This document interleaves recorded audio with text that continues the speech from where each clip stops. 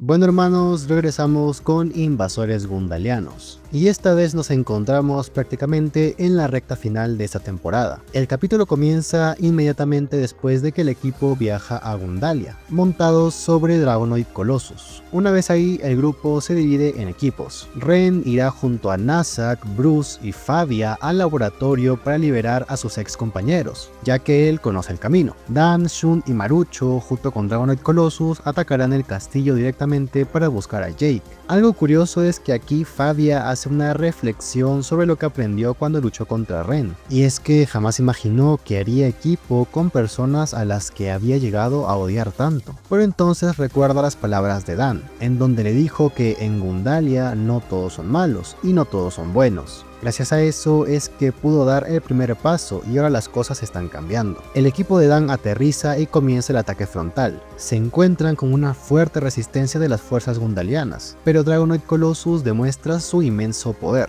eliminando fácilmente a los soldados enemigos y abriendo paso a los brawlers. Una vez dentro del castillo, corren por los pasillos y una pared se cierra de golpe, separando a Dan del resto del grupo. Shun y Marucho quedan atrapados en un sector en donde deben luchar contra Gil, mientras Dan se ve obligado a continuar solo. Mientras sus amigos luchan por sobrevivir, Dan continúa buscando a Jake. Finalmente llega a una gran sala donde encuentra a Barodius esperándolo. El tipo se muestra arrogante, admitiendo que le impresiona el valor de Dan, pero exige que le entreguen los poderes de Dragonoid Colossus. Dan deja en claro que no le interesa obtener el poder absoluto que ofrece el orbe sagrado. Su único objetivo es recuperar a su amigo Jake. Barodius se burla de esta actitud, considerándola patética y afirmando que Dan tiene sus prioridades confundidas, al anteponer la lealtad hacia sus compañeros sobre el poder absoluto. Ambos comienzan a luchar, pero a pesar de la evolución física de Drago, Barodius domina la primera mitad del combate. En el momento más crítico, Dragonoid Colossus le explica a Drago que aunque su apariencia cambió y ganó poder, su verdadera evolución aún no había ocurrido. Esto es algo que me llama un poco la atención, ya que aquí la serie trata de darle un nuevo significado a la evolución, ya que se supone que la evolución natural de un Bakugan se da luego de librar muchas batallas, como pudimos ver en la primera temporada, pero desde hace rato las evoluciones de Drago se dan por energías externas a la evolución natural de un Bakugan. Esto quiere decir que el tipo tiene que aprender a controlarlas, porque si no de nada sirve. Es curioso saber que al menos en esta última evolución de Drago no basta únicamente con tener un cambio físico, sino que para sacarle todo el provecho debe de tener un fuerte vínculo con su compañero. Dan motiva a Drago recordándole que tienen que creer el uno en el otro. Él le dice que cree en él, pero sobre todo cree en ellos como equipo. Esta conexión emocional activa su verdadera evolución, con lo que aparece una nueva carta de habilidad.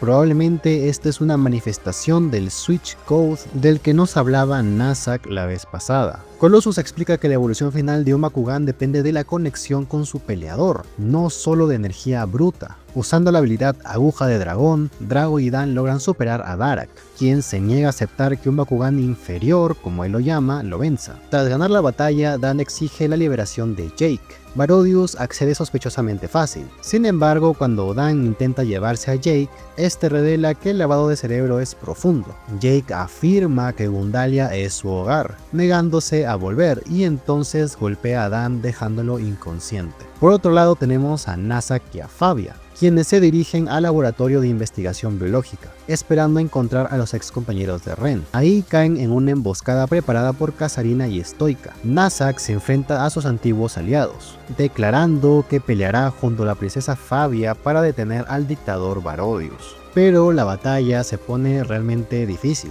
En un momento, Nazak cuenta una historia conmovedora sobre un amigo, el cual perdió a su hija en la guerra por su imprudencia, insinuando fuertemente que habla de sí mismo y que ve en Fabia una oportunidad de redención para proteger a la hija que no pudo salvar.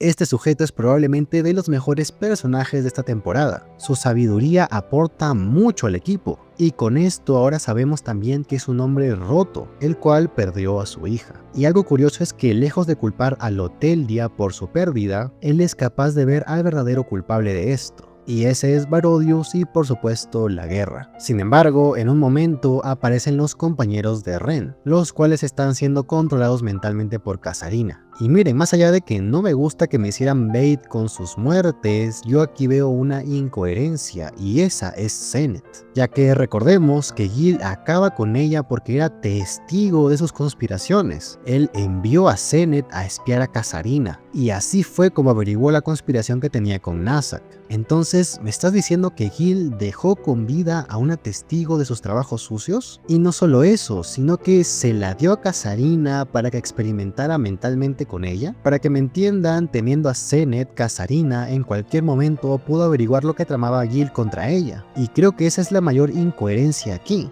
que Gil dejara a Zenith con vida y que además se la entregara a Kasarina. Pero bueno, la cosa es que con ellos tres el asunto se pone difícil, y Nazak toma una decisión drástica. Se da cuenta de que su papel no es solo pelear, sino asegurar que la misión continúe, por lo cual él decide sacrificarse para que Fabia pudiera escapar. Y antes de irse, ve en ella a su hija fallecida. Fabia, devastada, logra escapar y reunirse con Ren y Bruce. Ella reflexiona sobre la historia de la hija de Nazak, aceptando que veía en ella a su hija y que dio su vida para protegerla. Este capítulo concluye viendo cómo Dan ahora está capturado por los Gundalianos y Kasarina lo deja inconsciente con su control mental. El siguiente capítulo comienza en el laboratorio, en donde Kasarina presenta un descubrimiento crucial al emperador Barodius. Tras analizar el código de ADN de Blitz Dragonoid, descubrió que es casi idéntico al de Darak. Kasarina teoriza que la única diferencia es que Drago ha evolucionado mediante su vínculo con Dan, algo que Darak no ha hecho. Para cerrar esta brecha de poder, Kasarina propone un experimento genético: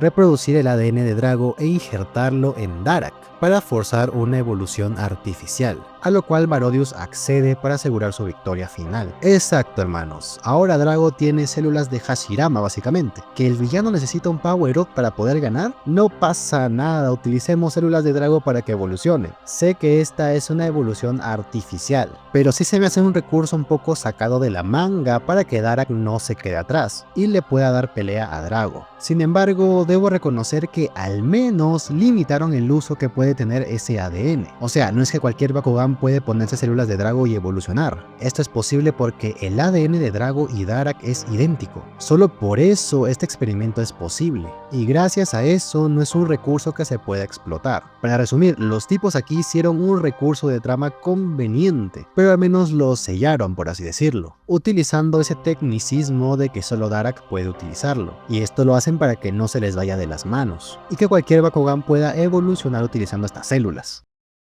Por otro lado, finalmente Marucho encuentra a Jake, quien está al frente de un ejército de soldados gundalianos, impartiendo una clase sobre cómo derrotar a los Brawlers. Jake, bajo el control mental, expone fríamente las debilidades de sus antiguos amigos. Sobre Marucho, les dice a los soldados que finjan estar heridos, para poder explotar su empatía, ya que él se distraerá por lástima. Sobre Shun explica que la clave es interrumpir su ritmo de batalla, y sobre Dan admite que es el más fuerte, pero instruye a los soldados a atacar en enjambre y sacrificar a sus propios Bakugan para agotarlo. Marucho queda devastado al ver cómo Jake vende a sus amigos. Para su mala suerte es descubierto por Jake.